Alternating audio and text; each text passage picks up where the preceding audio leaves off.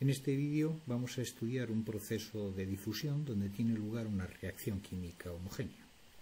El sistema consiste en un depósito en cuya parte inferior tenemos depositado el líquido B, que es uno de los reactivos, y lo ponemos en contacto con el gas A, que es el otro reactivo. La reacción es una reacción homogénea, según la cual A reacciona con B.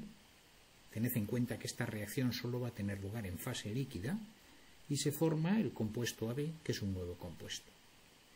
La reacción en este caso no la vamos a considerar instantánea, sino que sigue una cinética de primer orden, de tal forma que los moles de A que por metro cúbico y segundo reaccionan en cualquier punto de la fase líquida pueden calcularse mediante la constante de reacción y son directamente proporcionales a la concentración de A en dicho punto.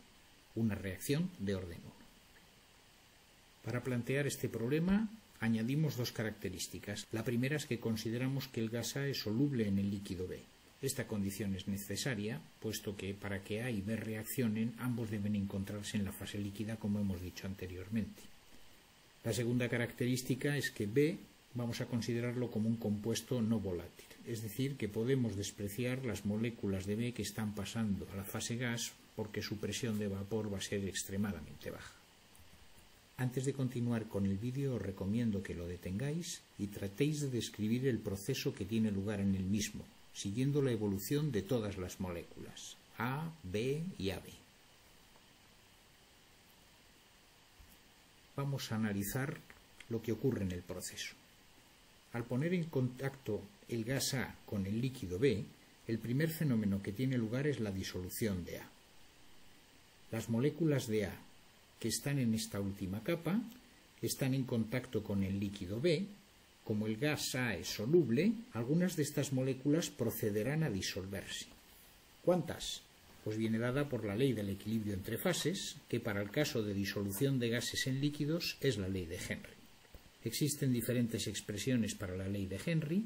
La que aquí presentamos es una de las más habituales y nos dice que este proceso de disolución de A transcurrirá rápidamente hasta que se alcance esta relación, que la presión parcial de las moléculas de A en esta capa de gas en contacto con el líquido sea igual a una constante de proporcionalidad, conocida como constante de Henry, multiplicado por CA0, la concentración de moléculas de A en la primera capa de líquido.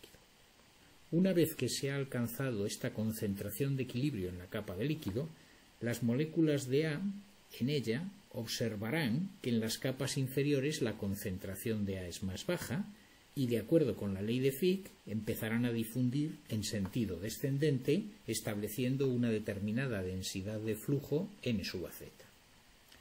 De esta forma se establecerá un perfil de concentración con la concentración de equilibrio de Henry en la zona superior, a la que vamos a llamar z igual a 0, y una concentración inferior en la superficie inferior del depósito.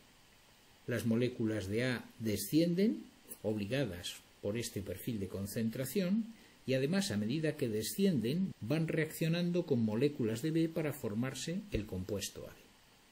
Realmente este no puede ser un proceso estacionario, como hemos especificado que deberían ser todos los ejemplos que hagamos. Por supuesto, a medida que las moléculas de A se van disolviendo, la concentración de A irá aumentando, cada vez irá reaccionando más, y este perfil irá tendiendo a un valor que a tiempo infinito en el equilibrio será constante. Sin embargo, nosotros vamos a considerar lo que se llama un proceso pseudoestacionario, que es bastante habitual en la descripción de los procesos de transferencia de materia. En los procesos pseudoestacionarios se admite que en un instante dado el perfil de concentración que se establece dentro de la fase donde tiene lugar la transferencia corresponde a lo que sería un proceso en régimen estacionario. Esto implica que la transferencia de materia es relativamente rápida en alcanzarse en comparación con la evolución del proceso en el tiempo. El siguiente paso es la elección de un volumen de control. En nuestro caso, en la fase gaseosa no hay transferencia de materia, toda vez que tenemos un compuesto puro A, y la única fase que es de nuestro interés es el líquido B, donde coexisten A, B y el producto AB. Como volumen de control vamos a elegir una sección de altura delta de z, como hemos hecho en los casos anteriores. La transferencia de materia solo tiene lugar en sentido vertical y por lo tanto no hay ningún proceso de interés que transcurra en dirección horizontal. Realizamos seguidamente el balance de materia. De acuerdo con la descripción que hemos hecho del proceso, las moléculas de A van bajando, por lo tanto entrarán por la cara superior del depósito. El flujo de A en dicha cara será la densidad de flujo evaluada en el punto Z, en la altura Z, multiplicada por la sección del depósito. El flujo de A que sale del sistema es el que corresponde al que atraviesa la superficie inferior del volumen de control y se calcula de la misma manera, pero evaluado en Z más delta de Z. ¿Tenemos término de generación en este caso? Sí, efectivamente. La reacción es homogénea y por lo tanto en el interior del volumen de control tendrá lugar la desaparición de A de acuerdo con la cinética de primer orden a la que hemos hecho referencia. Como las unidades de R sub A son moles por metro cúbico y segundo, es necesario multiplicarlo por el volumen de este volumen de control, que será la superficie de la base por la altura, para obtener los moles de A que por segundo están reaccionando. Dividimos ahora por el volumen, que es, tal como hemos dicho, la sección por la altura delta de z, y tomamos el límite cuando este delta de z tiende a 0. En la parte correspondiente a los flujos de entrada y salida, lo que vamos a obtener es la derivada de n sub a z, como en los dos ejemplos anteriores, mientras que en el término de generación, al dividir por S delta de z, lo que nos queda es el producto K sub 1 C sub A, que se mantiene en la ecuación final, puesto que no depende de z. Como podéis observar, toda la ecuación está cambiada de signo. De acuerdo con el procedimiento que hemos establecido, en este momento nos tocaría integrar esta ecuación diferencial, pero si analizamos su integrabilidad, vemos que la variable dependiente es la densidad de flujo y la independiente z. Es decir, que al integrar esta ecuación obtendríamos cómo varía n sub a z en z. Sin embargo, aunque k sub 1 es una constante, c sub a es una nueva función que varía con z, tal como nos indica el perfil de concentración, pero que no es la variable dependiente ni la independiente. Luego la ecuación no es integrable. En este caso, en vez de resolver las ecuaciones diferenciales de forma consecutiva, como en los otros ejemplos, tendremos que hacerlo de forma simultánea con la ecuación que nos proporcione la ley de Fick. También, a diferencia de lo que ocurría en los casos anteriores donde n sub a era constante, como podéis ver, esta ecuación diferencial ya nos indica que no lo va a ser. Esto es fácil de entender, ya que los moles de A que por metro cuadrado y segundo abandonan la primera capa van siendo cada vez menos toda vez que van reaccionando en cada uno de los elementos que atraviesan en su transporte hacia la zona inferior. Por lo que respecta a la ley de Fick, y para simplificar el problema, puesto que es una mezcla ternaria con compuesto A, B y producto AB, el libro opta por trabajar con una disolución de A diluida, es decir, admite que el valor de la constante de Henry es muy alto y por lo tanto, para una presión parcial dada de A, la concentración de A en la superficie del líquido será ya muy pequeña. De esta forma, en la ley de Fick solo aparece el término correspondiente a la difusión, el de las gotas. El correspondiente al transporte global de la fase no está, ya que se calcula como la concentración de A por el flujo total, y a ser la concentración de A muy pequeña es despreciable. Esta simplificación es habitual en disoluciones muy diluidas.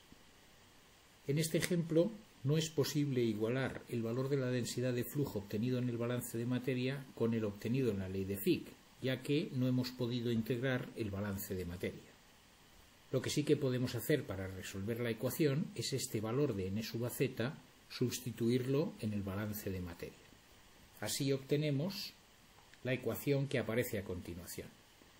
Lo que era una derivada respecto de z de la densidad de flujo va a quedar como la derivada respecto de z de la derivada de la concentración respecto de z, es decir, una derivada segunda de concentraciones. La integrabilidad de esta ecuación: variable dependiente la concentración, variable independiente z. Al integrarla obtendremos la concentración en función de Z, es decir, el perfil de concentraciones. Análisis del resto de términos de la ecuación. La difusividad, admitimos que va a ser constante, puesto que la disolución es muy diluida. La constante de reacción es constante y la concentración C sub A es variable, pero corresponde a la variable dependiente. Por lo tanto, esta ecuación se puede integrar. Dado que es una ecuación de orden 2, vamos a necesitar dos condiciones límite, como en todos los ejemplos que resolvamos, ya se resuelvan las dos ecuaciones de forma consecutiva o de forma simultánea. Para calcular estas dos condiciones límite, tenemos el perfil de concentración. La primera de ellas corresponderá a la primera capa de líquido, donde se está cumpliendo la ley de Henry. En Z igual a 0 la concentración será ese valor. Sin embargo, la concentración en la base del depósito no la conocemos. En este caso se utiliza otro tipo de condición que resulta habitual en paredes contenedoras. Se refiere a que las moléculas de A no van a atravesar la base del depósito, por lo tanto la densidad de flujo de A en dicho punto ha de ser 0. Si miráis la ley de Fick, veréis que esto implica que el gradiente de concentración en dicho punto, es decir, en Z igual a L, ha de ser igual a 0. Con estas dos condiciones ya podemos integrar la ecuación diferencial de orden 2 y obtenemos el perfil de concentración que aquí se presenta, donde la concentración de A puede calcularse para cualquier valor de Z. Aquí se utiliza una agrupación B1 que es una agrupación de constantes. Finalmente, sustituyendo este perfil de concentración en la ley de Fick, podemos obtener la expresión para la densidad de flujo. Este es el valor para la densidad de flujo calculada en Z igual a 0, es decir, en la interfase en contacto con el gas.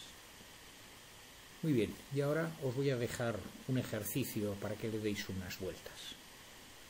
Esta expresión de la densidad de flujo nos permite calcular cuántos moles de A por metro cuadrado y segundo se están disolviendo en la interfase. Si yo os preguntara cuántos moles de A por segundo están reaccionando en todo el depósito, ¿cómo lo calcularíais?